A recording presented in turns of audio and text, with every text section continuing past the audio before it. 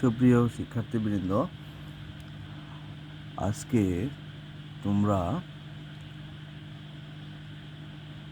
তোমাদের আইসিটি সাবজেক্টের যে মোস্ট ইম্পর্টেন্ট যে অধ্যায়টা আছে সেটা হচ্ছে তৃতীয় অধ্যায়, সংখ্যা পদ্ধতি ও ডিজিটাল ডিভাইসের মোস্ট ইম্পর্টেন্ট যে এমসিকিউগুলো আছে, অর্থাৎ বহু নির্বাচনী প্রশ্ন, সেগুলা দেখতে পাচ্ছ। তো এখানে প্রায় 200ও বেশি এমসিকিউ দেওয়া আছে, যেগুলো তোমার পরীক্ষার জন্য খুবই খুবই খুবই গুরুত্বপূর্ণ।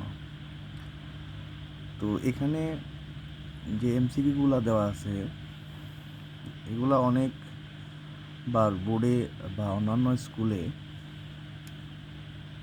আসার মতো এবং এসেছে, যেগুলো যেমন প্রথমে লেখা আছে সংখ্যা প্রকাশ করার পদ্ধতিকে কি বলে। দেখি, সংখ্যা পদ্ধতি। তারপর 162 নম্বর যে প্রশ্নটা আছে সেখানে লেখা আছে প্রাচীন ব্যাবিলনের মানুষ গণনা করার জন্য কি ব্যবহার করত বা কি ব্যবহার করতো আর কি। 4 ধরনের পদ্ধতি, মানে কয় ধরনের গণনা পদ্ধতি ব্যবহার করতো আর কি। এখানে প্রশ্নটা হবে এরকম। তো এখানে অ্যান্সারটা হচ্ছে 2 ধরনের পদ্ধতি। তারপর প্রশ্নে আছে কম্পিউটার সাধারণত কোন সংখ্যা পদ্ধতি ব্যবহার করে কাজ করে। তো এখানে আমরা সবাই জানি যে কম্পিউটার সাধারণত বাইনারি সংখ্যা পদ্ধতি ব্যবহার করে কাজ করে। তারপরে যেটা দেখতে পাচ্ছ পরের কোশ্চেনটা, সেটা হচ্ছে যে অক্টাল সংখ্যা পদ্ধতির উদ্ভাবক কে। অক্টাল সংখ্যা পদ্ধতির উদ্ভাবকটা কে? তো এখানে অ্যান্সারটা হচ্ছে রাজা সপ্তম চার্লস। তিনি সর্বপ্রথম এই অক্টাল সংখ্যা পদ্ধতির উদ্ভাবক করেন। তারপর আছে যে এমএসবি এর পূর্ণমান বা পূর্ণ নাম কি, বা এমএসবি এর ফুল ফর্ম কি। যে লেখা আছে মোস্ট সিগনিফিক্যান্ট বিট। তারপর লেখা আছে এলএসবির পূর্ণরূপ, সবাই জানি যে লিস্ট সিগনিফিক্যান্ট বিট।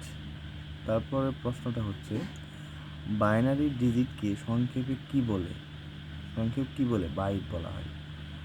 তারপর প্রশ্ন কি, যে ডিজিটাল সার্কিট যে আছে, যে ডিজিটাল সার্কিট বোঝানোর জন্য কোন সংখ্যা পদ্ধতিটি উপযোগী?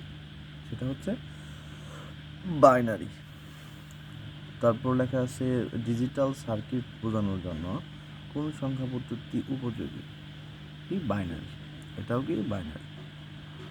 তো তারপরে যে প্রশ্নগুলো আছে যে ডিজিটাল,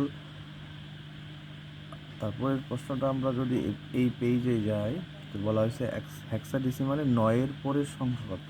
তো আমরা সবাই জানি হেক্সাডেসিমালে যদি 9-এর পরের সংখ্যা হয় তাহলে এটাকে আমাকে বুঝতে হবে যে 9-এর দশমিক মান কত। অর্থাৎ 9-এর কিন্তু দশমিক মান 9, অর্থাৎ এর সাথে 1 যোগ করলে কত হবে? 10। এই 10টা কী হবে? দশমিক সংখ্যা। আর 10কে যেহেতু দশমিক সংখ্যা, এটাকে আবার হেক্সা করলে কি পাওয়া যাবে? এ পাওয়া যাবে। অর্থাৎ আমরা সবাই জানি যে হেক্সাডেসিমালে যেটা দশমিকের 10 সেটা হেক্সাডেসিমালে তার মান হচ্ছে এ। তারপরে যে অঙ্কগুলো দেওয়া আছে যে দশমিকে 94 হলে হেক্সাডেসিমালে কত, অর্থাৎ এই 94কে তোমার কী করতে হবে? 16 দ্বারা ভাগ করে তোমার কী করতে হবে? হেক্সাডেসিমাল মান নির্ণয় করতে হবে। তারপর দেওয়া আছে এত এর পরিপূরক কত। এগুলো অঙ্ক তোমরা সমাধান করবে। যদি কোনো ধরনের সমস্যা হয় তাহলে কমেন্টে জানাবে, এবং কোনো একটা নোটভিত্তিক যদি সমস্যা হয় বা এমসিকিউ বোঝার স্বার্থে তাহলে আমাকে অবশ্যই কমেন্ট করে জানাবে। তারপরে এখানে অনেক ধরনের এমসিকিউ দেওয়া আছে, যেগুলো আমি তোমাদের পড়ার স্বার্থে একটু স্ক্রল করে ধীরে ধীরে যাচ্ছি।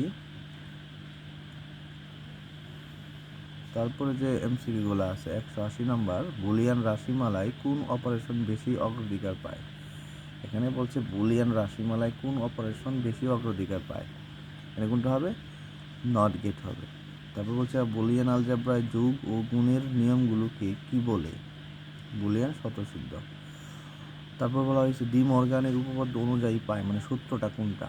তো ডি মর্গানের কাজটা সবাই আমরা জানি, যেটা হচ্ছে যদি সমান চিহ্নের এই পাশে যদি ইনটুর উপর হোল নোট থাকে, তাহলে এই পাশে সেটা নটটা ভেঙে গিয়ে মাঝখানে কী হবে, প্লাস হয়ে যাবে।